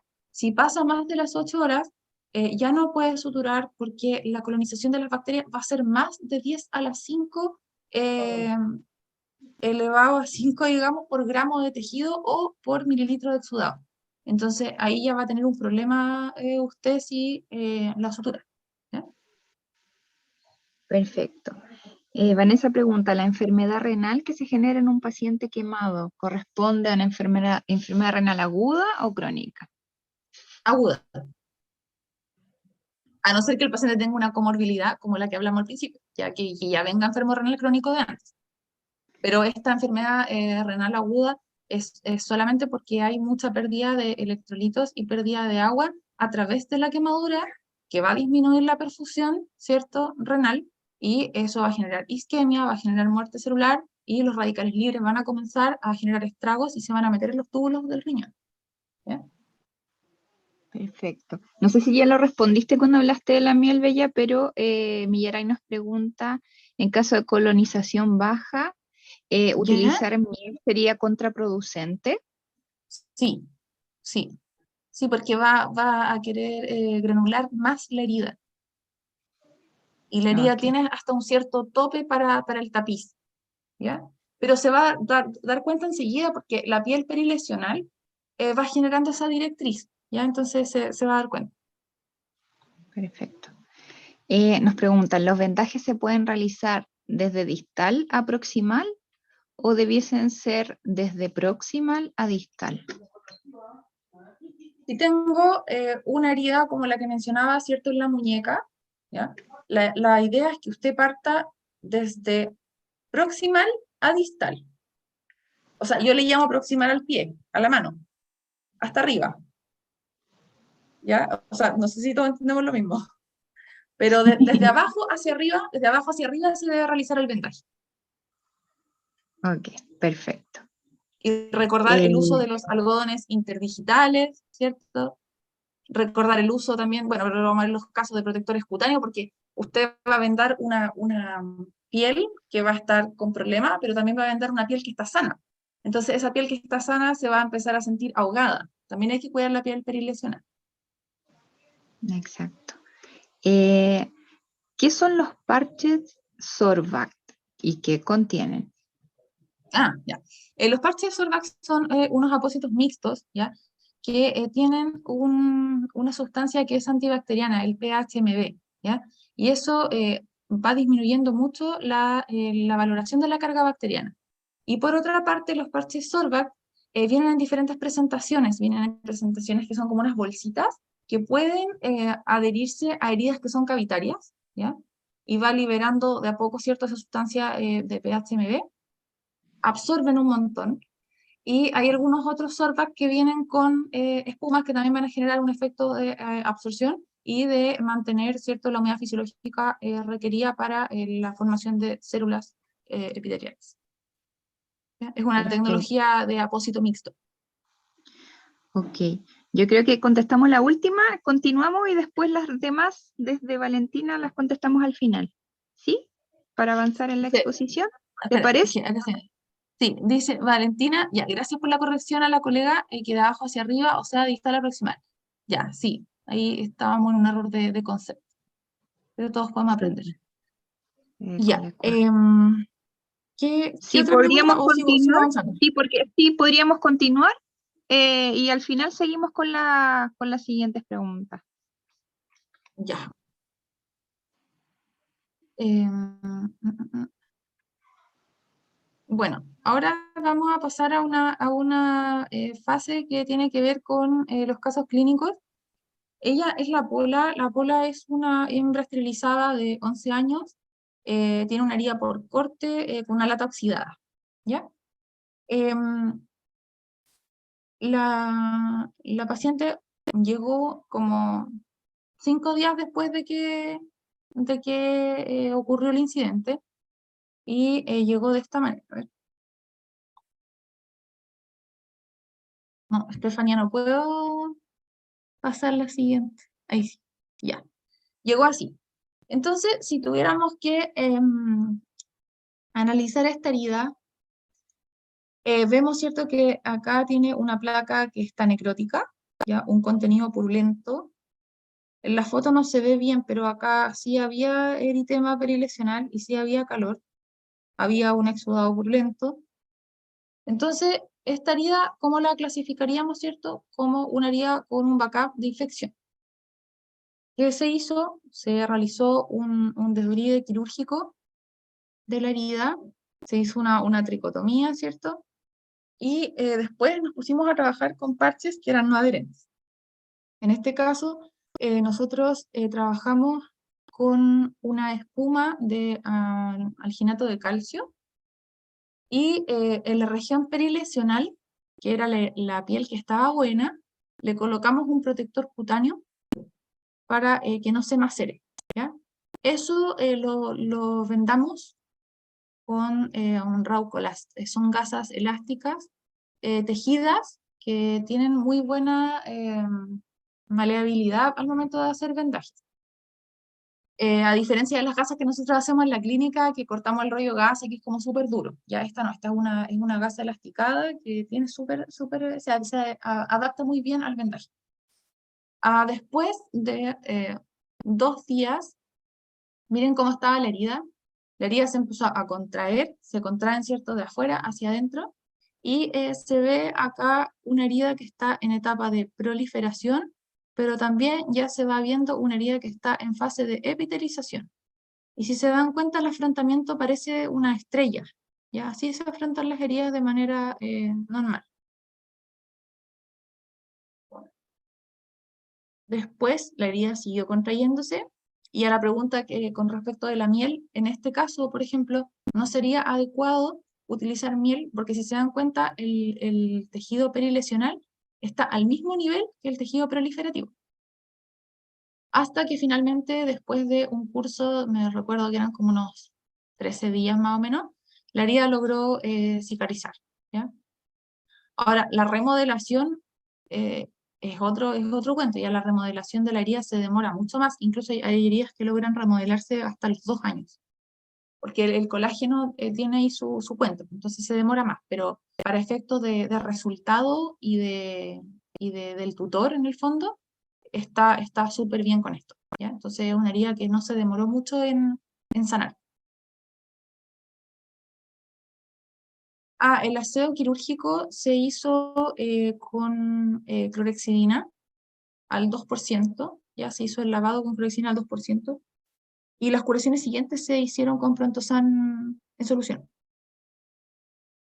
Es importante que la clorexidina se pueda activar en la piel, no que mezclemos suero con un riñón y le echemos clorexidina y hagamos como una solución líquida ahí en el riñón. No, debemos mojar la herida y frotar la clorexidina, activarla en la piel, esperar por lo menos 5 minutos con la clorexidina, pues, una vez que ya la activaron. El caso clínico de la Kimchi, esta es una chihuahua que ingresa a la clínica por una quemadura térmica con guatero. Es una paciente que tiene 1 año, es pequeña, entonces eso es un buen factor para nosotros porque entre más pequeño sea el paciente, mayor producción de fibroblasto, más rápido, ¿ya? Entonces teníamos como un factor a favor ahí. Ahora, lo que no era tan a favor era la lesión, ¿ya? O sea, la perrita llegó así, en esta condición, y una vez que nosotros realizamos toda la tricotomía, la quemadura se extendía hasta acá, ¿ya? Entonces, es ahí la importancia de generar un buen rasurado. Si tuviéramos que clasificar esta quemadura, ¿ya? Esta quemadura la podríamos clasificar en un grado 2 profundo, ¿ya? De parcial profundo. Ella perdió todo el folículo piloso. De hecho, hasta la hora ella no recupera el folículo piloso. O sea, desapareció la dermis, desapareció la epidermis, desaparecieron algunos anexos de la piel. Acá no se nota bien porque está con el pelaje, pero una vez que sacamos todo esto, queda en esta realidad. Y bueno, ahí se hizo un aseo quirúrgico. Esta vez sí utilizamos Prontosan. Lo dejamos actuar durante 10 minutos en esta paciente. Y se sacó obviamente todo el tejido que estaba esfacelado y de placa necrótica. Acá se pueden ver súper bien las zonas de Jackson de las que conversamos anteriormente. Esta zona, bueno, la zona de coagulación necrosis ya pasó, ¿cierto? La vimos en la foto anterior, pero acá nos va quedando una zona de éstasis, ¿ya? Y esta zona de éstasis y necrótico en parte ahí también, estuve en un poco de duda de si se podía perfundir un poco más o no. Entonces le di una chance, una curación más, y no pasó nada, ¿ya? Entonces esto sirve de experiencia para todos, que cuando tengan esta coloración y esta zona de éstasis, mejor de bridarla y sacarla, ya no esperen. O sea, igual siempre se le puede dar una oportunidad a la herida para que se perfunda y todo eso, pero si es que ya lo ven en esta coloración, es mejor que puedan retirar el tejido. Bueno, obviamente la paciente pasó nuevamente a pabellón. Ella no era una paciente renal, ya por si acaso. Y se suturó súper bien. Después las curaciones siguió avanzando. En un comienzo utilizamos apósitos con plata, después nos cambiamos a apósitos de alginato de calcio, que lograban contener un poquito de estos focos de hemorragia que presentaba la quinchita, y después nos cambiamos a tul parafinado y luego proseguimos con el apósito de contact, que es una lámina de silicona que ayuda al intercambio de los gases, intercambio de nutrientes y a la epitelización de la herida. Bueno, el resultado final de la herida fue este de acá. Como les comento, la perrita no vuelve a tener pelo. De hecho, la vi la semana pasada, que fue de visita a la clínica, y estas quemaduras no tienen chance de volver a tener pelaje, ¿ya? ¿Cuánto tiempo nos demoramos en hacer toda esta evolución? Nos demoramos exactamente 28 días. Eso fue lo que nos demoramos en resolver esta quemadura. Creo que vi por ahí una pregunta del uso del azúcar. No estoy segura, pero creo que la vi por ahí. Este caso lo coloqué por lo mismo, ¿ya? A ver si es que podemos responder la pregunta de la voluntaria que le hizo. La Yun es una canina hombre esterilizada, 2 años, y tuvo una historia súper triste porque la perrita nunca la llevaban en el capó de la camioneta, y esta vez la tutora decidió llevarla atrás. Entonces la amarró, y la perrita dio un salto, no sé cómo fue el asunto, pero el hecho es que quedó colgando del capó de la camioneta, y se fue arrastrando no sé cuántas cuadras, todos los pies y las manos, ¿ya? Entonces fue a un servicio de salud acá en Temuco, en el que se colocó este apósito pasivo, ¿cierto?, de gasa tejida, en conjunto con el azúcar. Se sabe, ¿cierto?, que el azúcar tiene propiedades higroscópicas y que es una buena ayuda para poder sacar el exudado de la herida. Pero el azúcar no mantiene la humedad fisiológica que requiere la cura en ambiente húmedo. Entonces, es una sustancia que además no es de grado médico, no la pudiera recomendar, ¿ya? No se pudiera recomendar como uso para hacer una curación en la que ustedes quieren tener buenos resultados, ¿ya? O resultados en el corto plazo, que el azúcar va a contaminar, va a sacar todo el tejido bueno, no guarda la humedad fisiológica, y más aún si es que la colocan, chicos, con una gasa que es tejida, eh, no va a poder mejorar la paciente, ¿ya? Además que es tremendamente doloroso e incómodo que el paciente, teniendo las 4 extremidades quemadas, apoye y se entierre los gránulos de azúcar, ¿ya? Es muy incómodo, es poco confortable. Bueno, se hizo un aseo quirúrgico, se sacó todo el tejido, ¿cierto?, que se ve acá, esta placa necrótica. Aquí sí hay eritema, por lo tanto, sí hay una valoración de la carga bacteriana con mucha seguridad de infección, y trabajamos con plata y con apósitos, ¿cierto?, que no eran adherentes, con vendajes, ya, con vendaje. Después ya, cuando la herida comenzó a tener una colonización baja, la dejamos sin vendaje y con trabajo para la casa solamente de la tutora.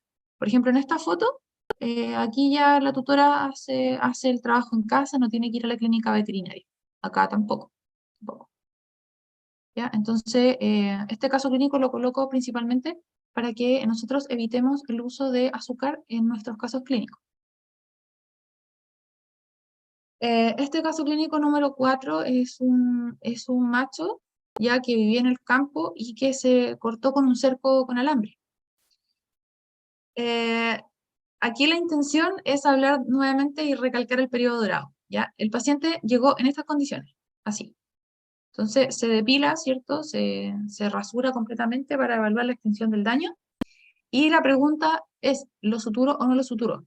Si el paciente se había cortado con el alambre hacía 2 horas y algo, que había llegado a la clínica, sí, se sutura el paciente, ¿ya? Y sin ningún temor, sin ninguna complicación, ahí está, y el paciente cerró y está cicatrizado y está súper bien actualmente, ¿ya? Entonces, sí es importante considerar el tema del periodo dorado, y realmente sí funciona.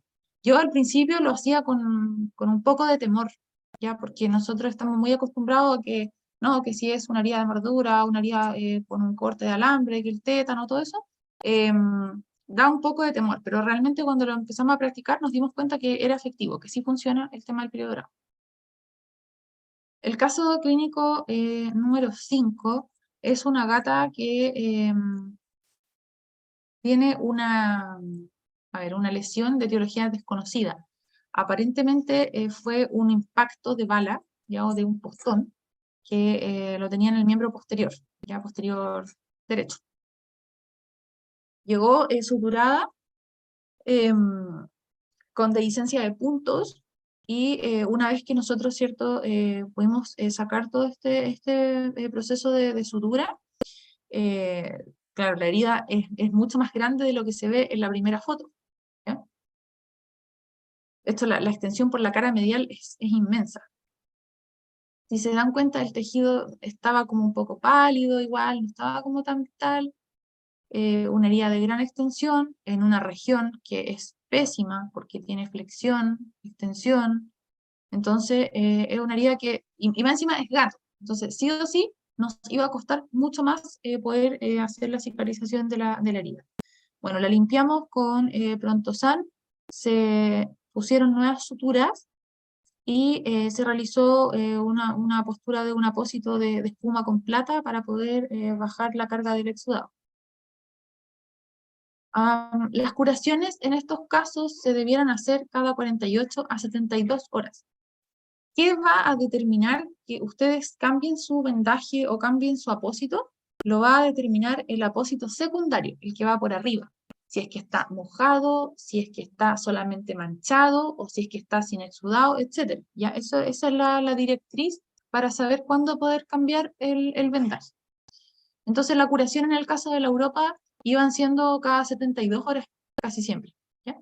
Y como van viendo acá, ya la herida comienza a generar epitelización, se ve mucho más rosadita, o sea, los granulocitos, el proceso de angiogénesis se está generando súper bien, sin ninguna dificultad. Lo mismo acá, por la cara medial avanza un montón, se ve muy bien la epitelización. ¿Cuánto debiera afrontar una herida por día? Aproximadamente 1 milímetro. Eso es lo que dice la literatura. Hay algunos que afrontan más, otros menos, pero en promedio afrontan 1 milímetro al día. Ok, una vez que ya bajamos la carga bacteriana y que se afrontó,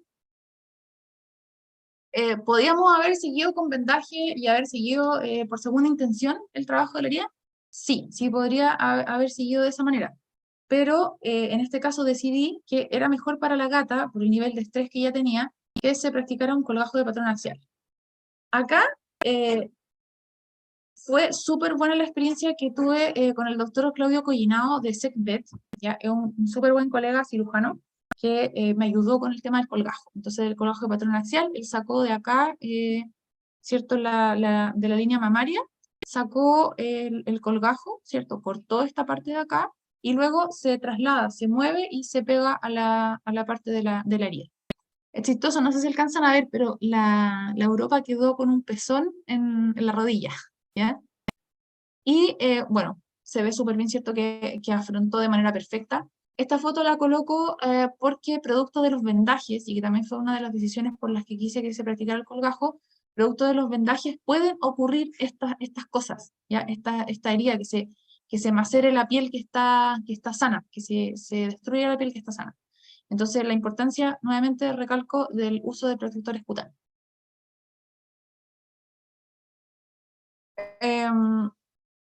Después de eso nosotros hicimos el retiro de los puntos a los 15 días, ¿ya? Y pasó esto, ¿ya? Que estaba cicatrizado o afrontado en una parte, en otra no.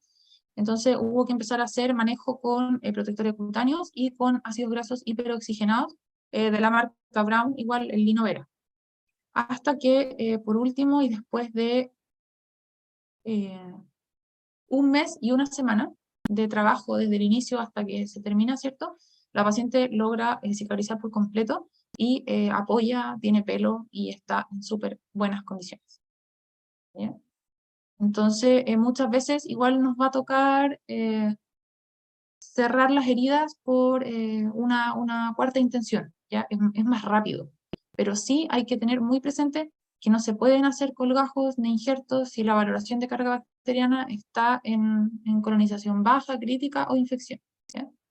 Entonces la idea es que siempre haga el colgajo o esa intervención en una herida que esté sana, proliferativa, con buena angiogénesis, etc.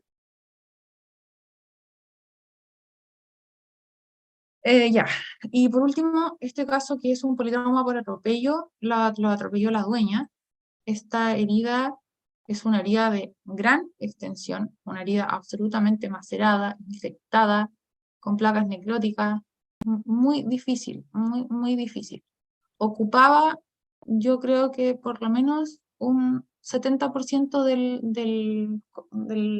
como del cuerpo del perrito en el lado en el que se injurió. Y además venía con una luxofractura del miembro posterior derecho, del miembro contrario. Entonces era un paciente súper difícil de poder manejar, además muy agresivo. Entonces era muy difícil. Aquí este animalito tuvo que pasar muchas veces por aseo quirúrgico y se intentó afrontar con sutura lo que más se pudo. En este caso, y lo muestro porque este caso es como hace 5 años atrás, en este caso no teníamos los conocimientos que hay ahora, entonces lo trabajamos de una manera solo con vendaje, lo trabajamos de una manera con apósito de tul, no adherente, ¿ya? De una manera muy básica. Aquí lo que debimos haber hecho hace 5 años atrás era realizar un colgajo, ¿ya? Eso hubiera andado mucho más rápido. Pero bueno, finalmente el perro salió adelante y se cicatrizó y súper bien, ¿ya? Pero nos demoramos mucho más de lo que deberíamos habernos demorado por no tener el conocimiento necesario. Por eso es importante capacitarse y por eso es importante estudiar y seguir ahondando en estos temas en los que la medicina veterinaria todavía estamos en formación, en pañales. Bueno, eso, y lo más importante, ¿cierto?, es que podamos trabajar en equipo, tengamos una buena convivencia y nos podamos potenciar de manera muy positiva para sacar adelante a los pacientes. Todos los trabajos que mostré anteriormente en los casos clínicos no hubieran sido posibles desarrollar sin mi equipo de trabajo. Muy agradecida de los técnicos, de los colegas, de los recepcionistas, porque también son parte importante en el momento en que reciben a los tutores, porque es un tutor que viene muy cansado, muy agotado, de que quiere que el perro se sane pronto, y el recepcionista fuera con la conversación, preguntándole cómo está, ¿cierto? Trabaja la S del acrónimo Timers, teniendo en cuenta, ¿cierto?, la empatía. Así que eso. Ahora podemos pasar a las preguntas. Si es que alguien quiere agregar algo, estoy abierta a sus comentarios. Sí, hermosita. Vamos a seguir con las preguntas que quedaron pendientes. Las estoy encontrando. Paciencia, sí. ¿Con qué suero se recomienda realizar la limpieza de las heridas? Pueden utilizar un suero fisiológico, pero lo más fisiológico para la piel es el suero Ringer lactato. Perfecto. Y sería mejor que usaran el Ringer. El Ringer, entonces. ¿Es estrictamente necesario usar algodón o gasas sobre la herida o puede ser solo gasas? Yo creo que ahí Catalina se estaba refiriendo al apósito secundario. Espero. Sí. Sí, yo creo que sí. A ver, lo que pasa es que el algodón tiene dos funciones, ¿ya? El algodón, además de absorber cierto el exudado que va a eliminar el apósito primario, además se comporta como un método de sostén, ¿ya? Entonces, sí le podría sugerir a la persona que lo pregunta es que sí le coloque capa de algodón, ¿ya? Y lo otro igual es que a veces cuando hay heridas que están, por ejemplo, en la tibia, en la región de la tibia, uno hace el vendaje y la articulación queda inmóvil, ¿ya? Se pueden utilizar unos cartoncitos, por ejemplo, hasta de toalla nova, en los que cortamos un rectángulo y le hacemos 2 cortes por los bordes. Entonces, eso simula la articulación para que no se atrofie, porque si son heridas que van a ser de larga manipulación, pueden empezar a tener anquilosis de la articulación, ¿ya? Pérdida de la función. Entonces, es bueno que se coloque el cartoncito, ¿ya? Y el cartoncito claramente tiene que ir con algodón para que no vaya a injuriar la piel que está sana. Entonces, sí tiene que ser con algodón. Perfecto. Necesitamos esos pasos prácticos para que nos enseñes a hacer esas maniobras, esas magias. Y ahí Eh, vamos a ver. Cami nos pregunta, en el caso de heridas en terreno, tales como mordedura o las mismas quemaduras, donde sabemos que el paciente se lamerá o se acostará sobre el tierra y la herida se contaminará, ¿sería recomendado usar antibióticos sistémicos? Mm, chuta.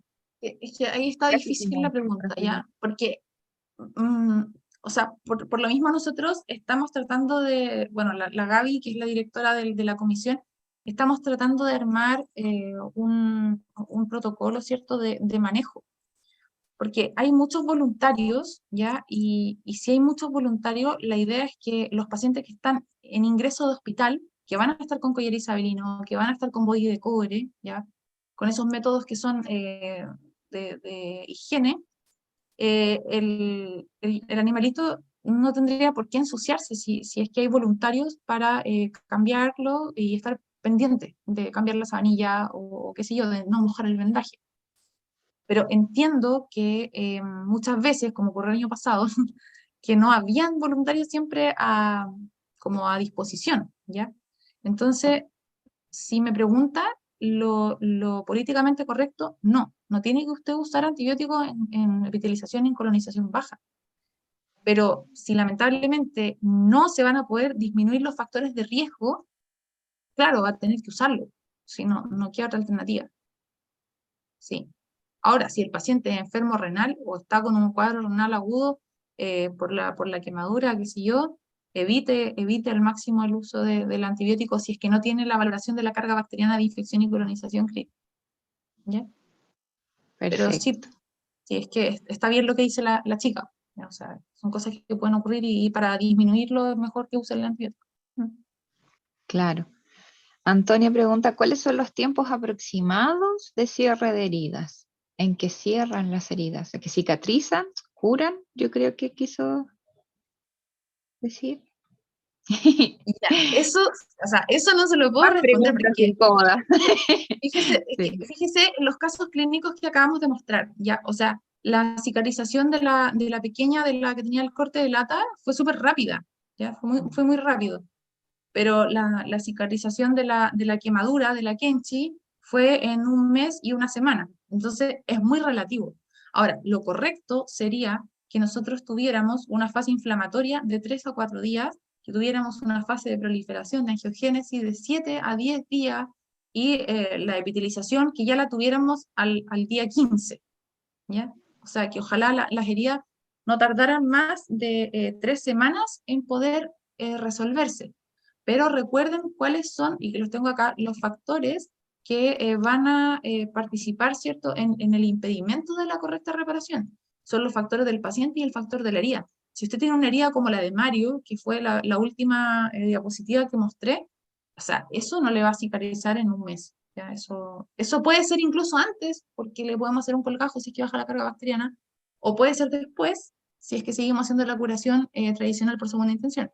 Entonces, como un tiempo promedio, dese un tiempo de plazo de 21 días. ¿Ya? Perfecto. Pero sí, todo Reinaldo, va a depender de estas directrices que les mostré. súper. Reinaldo nos pregunta, ¿hay algún problema al usar la clorexidina diluida al 2% dentro de la herida o solo se debe usar en la piel de alrededor? Se puede utilizar en la herida, ¿ya? Y se puede utilizar en la región perilesional.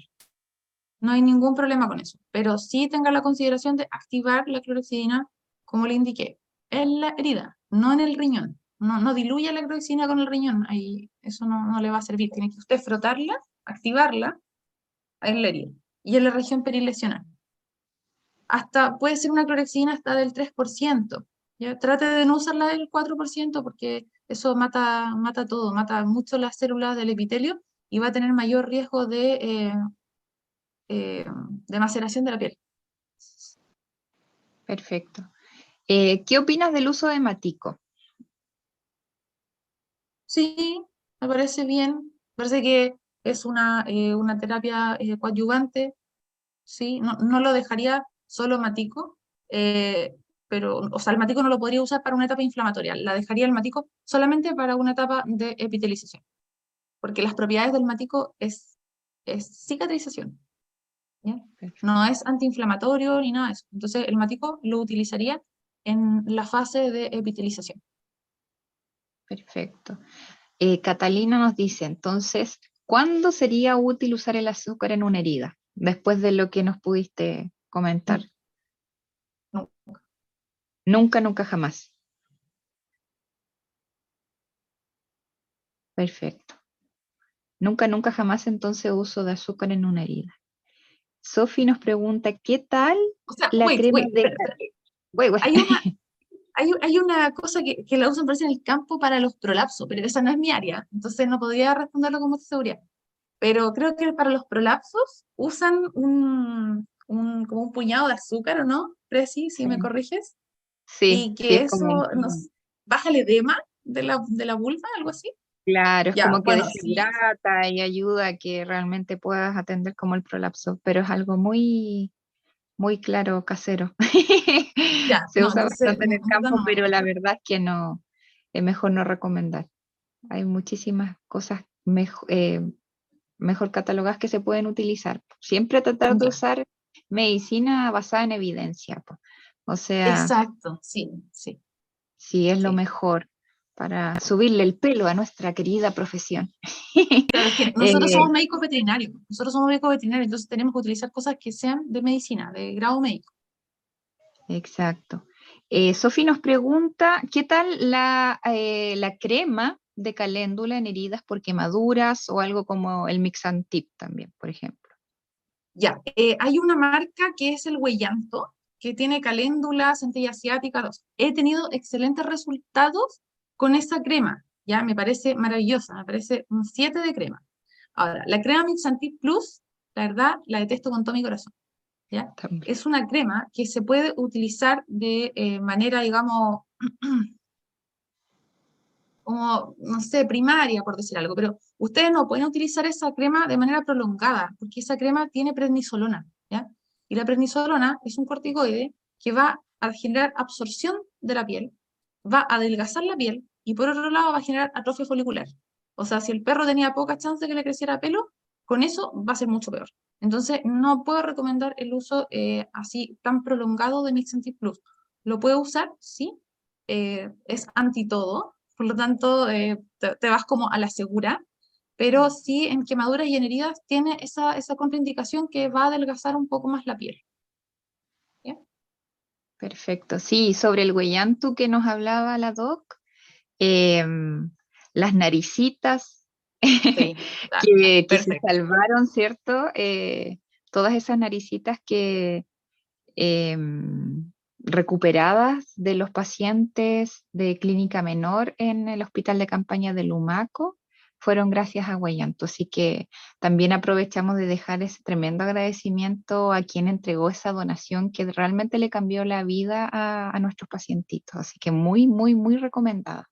También vamos a tratar de las redes sociales del Consejo Regional de la Araucanía, poner ahí el contacto de quien también hizo esa donación que fue maravillosa. Em, Antonia nos pregunta si recomiendas el uso de aceite ozonizado para el manejo de heridas. Sí, es una técnica que la verdad yo no tengo mucha experiencia con eso, pero aporta mucho en el área de la cicatrización. Es de uso humano, incluso lo puede hacer el tutor en casa, ¿ya? Y es una técnica que sí, pero es una técnica que yo no he incursionado, yo no la he manejado, entonces no podría decir si es que se va a demorar más o se va a demorar menos. Es la Anto Perfecto. Serene, ¿o no? La Antofaunde, sí. Ah, ya. No, es que el Anto Serene tiene un poco de manejo con la técnica de la ozono, me lo había estado comentando. Pero Ah, yo en lo personal no lo he ocupado, pero sí tiene buena cicatrización la herida con eso. Sobre todo estas heridas que están como difíciles, media ulceradas y todo, sí. claro. ¿Y ahí con qué frecuencia se podría usar esta caléndula? Por ejemplo, este huellantu. Eso se puede usar el Huellento todos los días, todos los días. A diferencia de la clorexidina, que hay estudios en medicina humana de que si utilizan la clorexidina por más de 4 o 5 días seguidos, ya comienzan a matar los fibroblastos. La otra cosa no, la Huellento puede utilizarse. Perfecto. Y la última Antibiótico. pregunta es de Anaís, que dice que si puedes repetir un poquito el tema de la miel, que para concluir, ¿en qué casos podría servir utilizar miel? Ya. La miel es una sustancia, ¿cierto?, que es bactericida y que va a participar en el proceso de granulación de las heridas. Entonces, en heridas, por ejemplo, como esta, como la que está ahí estoy mostrando, la del Maret, pudiera ser una opción en heridas que estén en procesos de proliferación, no en heridas que estén en proceso de epitelización porque van a hipergranular la herida, se les va a subir. Entonces después van a tener ese problema que van a tener que tratar de bajar la hipergranulación, que también se puede hacer, pero para quedarse la vuelta la. Y lo otro es que además debiéramos tratar de ocupar miel grado médico, miel de manuka, que viene en parches. Esos parches van a generar un efecto osmótico, ¿ya? Entonces también logran succionar un poco el exudado. Entonces, miel en procesos proliferativos. Perfecto, hermosa. Bueno, esas son todas las preguntas que nos compartieron aquí todos quienes estuvieron en nuestra charla. Una charla exitosísima, llegamos a tener casi 115 personas conectadas, interesadas aquí en la exposición. Así que en nombre del Consejo Regional de la Araucanía, la Comisión de Respuesta a Desastres, nuestro Colegio Médico Veterinario, te damos las gracias, Carolina, gracias por entregar tus conocimientos, tu buena onda, tu simpatía Mm. y esta tremendísima exposición, la verdad, de un alto nivel. Carolina es una de nuestras colegas que, claro, siempre está en constante estudio, siempre se está actualizando, ¿cierto? Y eso es un poco lo que queremos motivar en todos nuestros voluntarios, ¿cierto? Entendiendo también que muchos de ustedes son estudiantes de medicina veterinaria o estudiantes de técnico veterinario, ¿cierto? Y ante eso, siempre la idea es que queramos mejorar, queramos comprender mucho más cómo realizar mejor las atenciones de nuestros pacientes, ¿cierto? Siempre privilegiando el bienestar de ellos, tomando buenas decisiones y siempre con un buen examen clínico que es claramente la base para tomar las buenas decisiones y que realmente la recuperación sea exitosa. Así que, Carolina, muy, muy, muy orgullosa de tu presentación maravillosa. También muy agradecida de todos ustedes, queridos voluntarios, que forman parte de nuestra comisión. Afortunadamente aún no se activa la comisión como tal en caso de incendio forestal en la dimensión animal acá en nuestra región. Sin embargo, en otras regiones ya existen comisiones activas, entonces cualquier información que exista la vamos a estar entregando por los canales oficiales, por nuestras redes sociales. Y bueno, ustedes ya tienen un vínculo con nuestro colegio al ser voluntarios, así que toda la información también se va a canalizar por ese medio. Les agradecemos totalmente a todos y em, no sé, Carito, si quieres dar unas últimas palabritas, Bella. Bueno, solamente darles las gracias a ustedes como Colmevet, a ti, a la Gaby, a Pablito, a José, que siempre están trabajando impetuosamente. Eh, es una labor súper difícil, pero ustedes la hacen con mucho cariño y siempre están ahí para ayudar, siempre están dispuestos al servicio, ¿ya? Eh, eso es súper bonito, es muy bonito que como gremio podamos seguir generando estas instancias de unión, que nos podamos conocer, que nos podamos potenciar cada uno desde su área y formar un buen equipo de trabajo. Creo que eso nos va a ayudar a poder tener y tomar el lugar que nos corresponde como lo que somos médicos veterinarios. Y creo que la sociedad está súper bien que comience a valorar nuestro trabajo y nos dé el lugar que nos corresponde.